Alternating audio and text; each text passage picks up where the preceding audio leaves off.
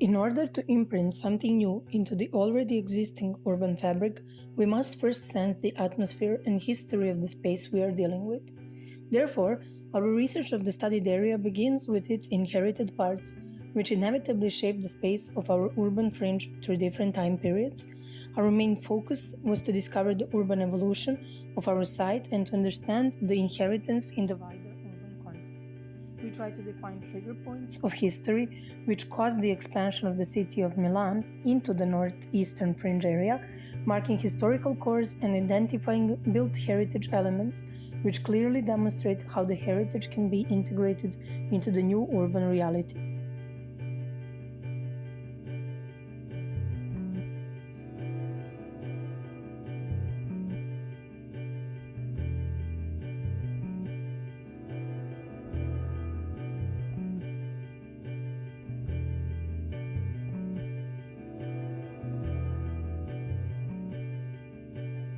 In the beginning of the 19th century, the Industrial Revolution took place and made serious changes to normal everyday life.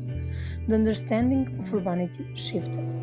The urban shape of this part of the city of Milan revolves around the construction of the railroad infrastructure, starting with the establishment of railway line between Milan and Monza.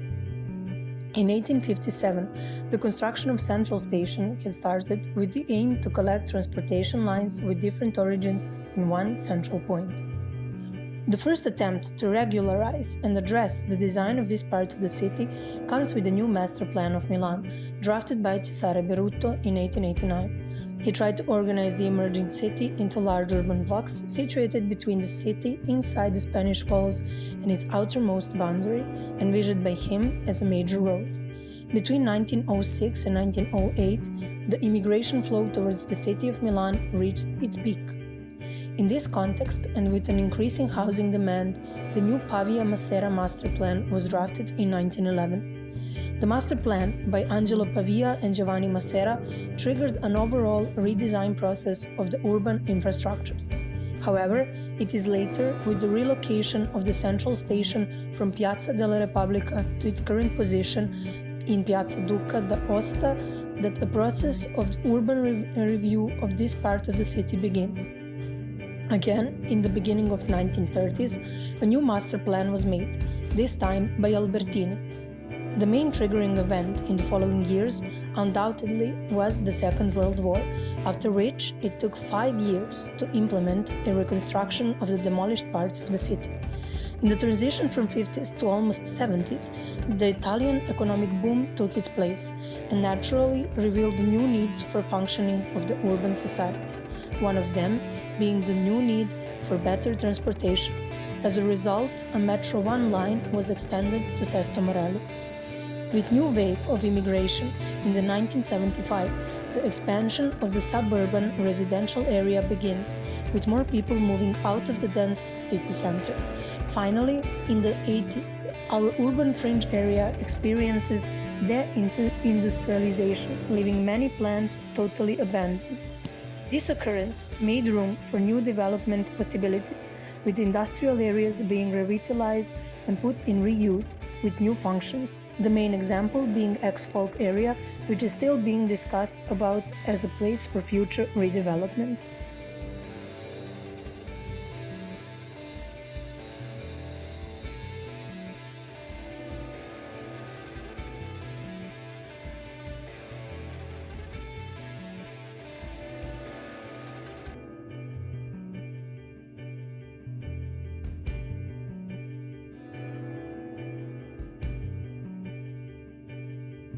Zooming into the area, we analyzed by function the 3 most common categories of heritage on our site: villas, cascinas, and churches. They are categorized by previous and contemporary use, with their functions remaining the same, changed by the reuse of space or left totally abandoned. The number in the middle annotates how many cases we listed, and the function is shown by the circled color. We can definitely notice that half of the villas are reused and the other half kept its function, mostly residential. Only a small percentage of listed villas are abandoned. As one example, Villa Sormani kept her function as a private residential property, while Villa Ghirlanda used to be a private residence, but is now reused as a cultural public space for exhibitions, museums, a library, and a space for gathering. The next category are cascinas, or farmhouses. As shown on the chart, most of them are reused and kept as they are, while again only a small percentage is abandoned. One example of abandoned heritage is Cascina by Skuko, which used to be a home with storage. The last category of heritage are the churches and chapels in the area. As predicted, they all kept their original sacral functions, with barely few abandoned ones. Here we can see three characteristic examples of churches in the historical course. First one, which is a large temple space, second one, which is small and attached to a cascina, and the last one, which is abandoned.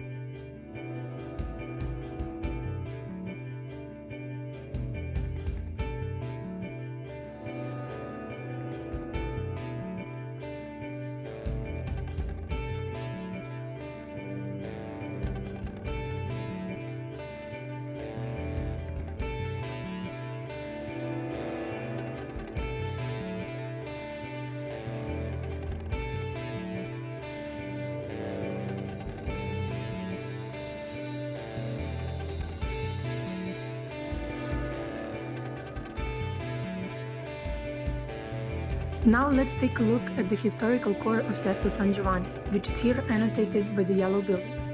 The red ones shows the architectural legacies on site: Church of St. Stephen, Villa Puricella Guerra, Villa Milius von Willer, and Villa Zon.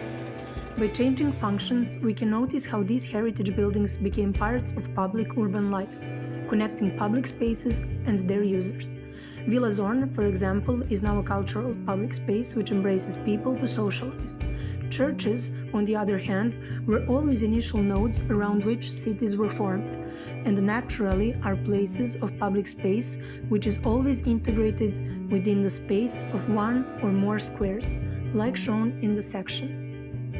Heritage is an integral part of every urban fabric. It dictates its development and provides cultural and public functions to the community.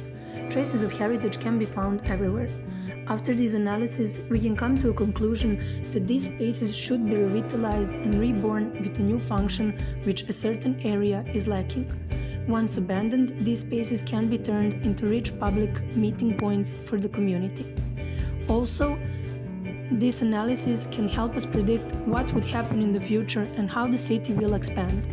As in previous stage, many different autonomous communes were annexed to city of Milan. Maybe one day also Cinisello, Sesto and others will be considered as a part of it.